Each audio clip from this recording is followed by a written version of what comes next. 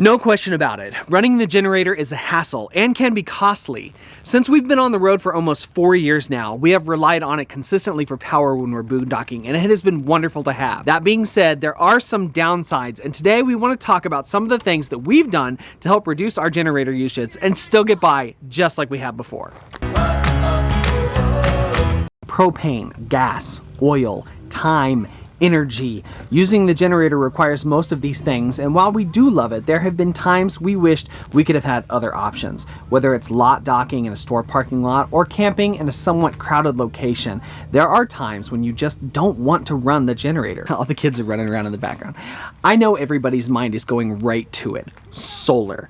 And while that is the answer, it might be a little different than you think. Let's be honest here. After all, this is a Real Talk Tuesday. Solar is kind of expensive, and not everybody, including us, has a bunch of money that we can just drop on a big solar package. One other aspect for us too is that we don't have a walkable roof, so putting a big solar setup on top of windy, we weren't even sure that we could do it in the first place. So we were hesitant to do so, not to mention the fact that we have also been teetering around the idea of trading her in to get a different rig, or selling her to get a different rig in the future. So I wasn't sure if we wanted to invest all the time, energy, money, and everything into installing a big solar setup for her.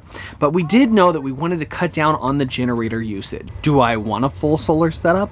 Absolutely. And yes, I will have one someday, likely on the next rig, so make sure you stay tuned for whenever that happens. Let's just take a second first to talk about our batteries that we're using. When we first purchased Wendy, she came with a single 12-volt lead acid battery. It's pretty standard on most RVs, and it served its purpose for us for the first year or so, although we did drain it down to practically nothing a couple of times. And if you know anything about those lead acid batteries, that really hurts the performance. So when we decided to upgrade, what we did is we purchased two 6-volt lead acid batteries. We actually got them from Costco, and they are wired in series, which means that doubles the voltage. So we actually use two 6 volts to get our 12-volt system, which runs everything on Windy.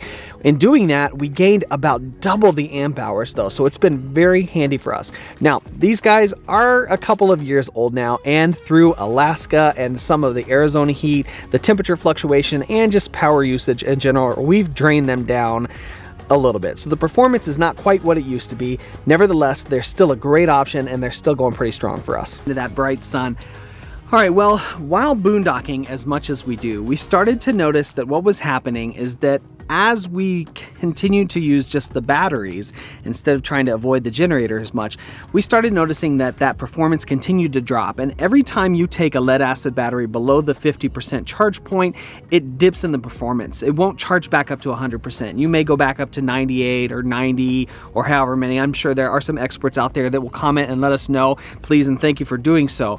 But we noticed that the charge would just go down. And so what we found that we were ending up having to do was run the generator just to charge the batteries, and that got kind of annoying. So we started looking for solutions, and one of the first things that I came across of, again, not going with a full solar setup and not putting it on the roof of Wendy because she's not walkable, was a Harbor Freight solar setup. And it is a cheap 100-watt solar panel with a charge controller and everything that I picked up at one of the local stores here in Phoenix, and really has been a simple, easy solution to help us out. When we bought this, I think it was on sale, so it was just a little bit over $100. Keep an eye out for coupons. Harbor Freight has stuff on sale all the time. Now, I know there's going to be somebody that calls me out on the Harbor Freight stuff. Take what you will from them. I've gotten some tools that have lasted a long time. Wendy's got a couple jacks on her from Harbor Freight. They get replaced, all that kind of stuff. It's easy and not too expensive. But this setup came with these 4 panels. They're 25 watts each. It does come with a solar charge controller for that too that you can plug right into, and even had some little accessories like some solar lights and stuff that would plug into the charge controller. The panels are all wired together, so it's one cord. I can put them on top of things. We've had them on the slides to kind of hide them a couple of times and stuff like that, but lately I've just kind of left them sitting out here. Nobody ever messes with them. They are big and they are bulky, but they serve the purpose to trickle charge the battery really well. Plus, you just can't beat that price. You are paying for what you're getting here. So you can see it is cracked. These are monocrystalline panels, I believe. They do fairly well in a cloudy day, but I'm not expecting fantastic, great performance out of these. They do come with really long cords, so if you wanted to try to mount them on the roof, I suppose you can. The next big thing for us was the Renegy 1000 watt pure sine wave inverter. This guy. This was the game changer. This made the biggest initial difference in the whole setup and why we don't use the generator as much. What the inverter allows us to do for the layman out there is to take our DC battery power and convert it to AC power to plug things in like the laptop computers, all those things for school and stuff like that. And that has been such a big difference. Picked this unit up off of Amazon for just a little bit more than the solar panels were from Harbor Freight, so not a bad purchase whatsoever. With this hooked up and the solar panels trickle charging the batteries, keeping them above 50%, we can get through a typical school day with no fuss, especially out here in the outside tent now. We don't have to worry about laptops dying or kids being upset because somebody's using the charger and somebody else's computer is not working well. All that stuff is a thing of the past. It does come on the back side here with 2 plugs, and it's inside right now. There's also a little USB port for a 2.1 amp that you could charge from. It does come with a little switch too that's inside the box inside that we can run from this unit all the way to wherever else. I want to say it's about 25 feet long, and it turns the inverter on and off, which is great because we can keep that in the tent out here with like some extension cords and stuff like that, so people can sit around, and when we're not using the inverter, we turn the thing off so it's not draining the batteries at all. But the solar panels do kind of help take care of that. Biggest downside to this guy is that it is designed to be hardwire installed. They do make ones that are more plug and play, but this one is designed to be, like I said, installed inside of something, and that gets a little difficult, a little complicated on a bumper pole where your batteries are located on the outside of the unit, because you have to wire, you know, the positive and negative cables and then find a place to hard mount this. We have not done that. I am so lazy about it. I know I should. I know there'll be people that comment about it.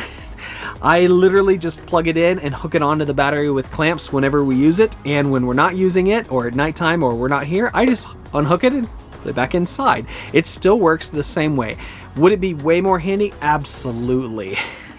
My only excuse is I'm just lazy about it. That's really the only excuse. I will say I have hesitated on doing so, again, for the same reasons of everything else in this, is that I know we're kind of at the end of our leg here with Wendy, and that we will be trading her in soon, as I've said before. So some things that have to do with things like installing and drilling and stuff like that, I've just held off on for those reasons. I'll also confess to occasionally leaving that thing plugged onto the battery at night and running an extension cord from it on the outside all the way through our little side window in our bedroom, and with the switch on and off so I can turn it on and off and plug in our phones overnight or the fan overnight and that kind of stuff. It is definitely not secure. I don't recommend doing it. You have to have very good weather at night. And it can be stressful because you worry about it being out there. Nevertheless, I've never had any problems with it. Do I recommend it? Absolutely not, but I have done it. Speaking of, though, I don't have to worry about that anymore because of our next item that made another major difference, a game changer once more, and that's the to-go power station. Let's take a look. Not the best angle lighting right now as the sun is starting to set, but this is our little workhorse right here. It's the to-go power advanced 330 portable power station. It comes with the 100 watt solar panel that you can see sitting up out there. We'll get a better look at it here in a second. This has been another game changer because instead of having a pure sine wave inverter that I have to hook up and plug into the battery like the Renegy, I've got this thing here. It's not as many watts. It's only 330 versus the 1000, so it has fewer things that I can run on it. Nevertheless, the portability and the extra features of this thing make it totally worth it. If you missed the video that we did when we partnered with To Go for this whole thing, you have to check it out.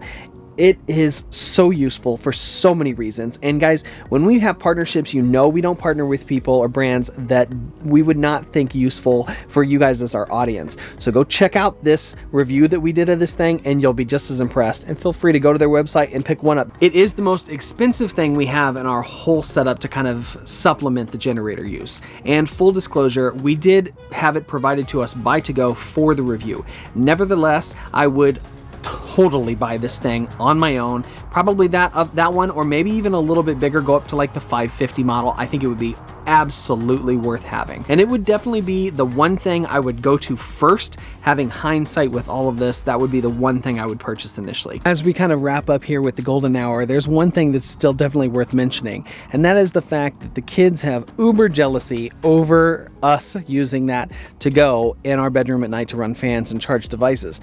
So one of the things that they got for Christmas were these guys. These are 3 little portable charger packs that each one of the kids have, and we set them out here in the sunshine, and they are usually charged up by the end of the day. But not only do they have a little flashlight on this model, but there's a couple USB ports here on the end and one micro USB that you could also use to charge. They run their little fans, which are just little USB fans that plug in to these things, or a nightlight, and they work great. With all these products and things that we're using, I'd say at least we have cut it in half, if not more than that. Kristen will still use it for late night editing sessions occasionally if she's not using the to-go, but for the most part, it really has opened up kind of a new world for us, and we are really looking forward to seeing what happens in the future in terms of larger solar type packages. But it is really neat and convenient to be able to use a renewable energy source. Anyway, everybody, thank you for being here. That pretty much wraps up this episode. We are thankful that you're a part of it. If you've got any questions or anything about these products, check out the links below. We'll provide all that stuff for you. Go watch those videos, especially the one about the to-go power. It just turns out I can't speak enough about that product. Super impressed with it. If you're new here, let us know in the comments below. We always like that. Give the video a thumbs up. That always helps. Like, subscribe, all the things, and we will see you out there.